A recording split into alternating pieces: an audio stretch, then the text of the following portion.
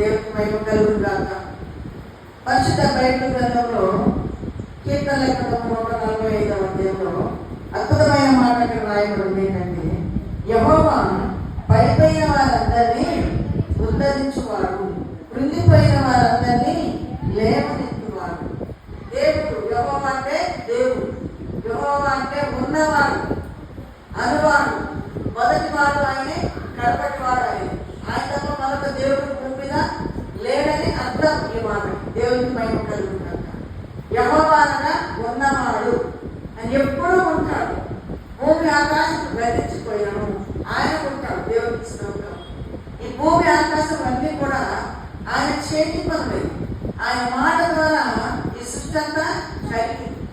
అందుకే ఆయన పేరు యెహోవా. అంత శక్తిమంతుడు, సర్వశక్తిమంతుడు. ఆయన తప్ప మరొక శక్తి భూమి మీద ఉన్నట్టు ఎవరు చెప్పట్లా. అంత గొప్ప దేవుడు. ప్రపంచం అంతటికీ కూడా దేవుడు యెహోవాయే. దేవునికి స్తోత్రం. ఈరోజు అమెరికా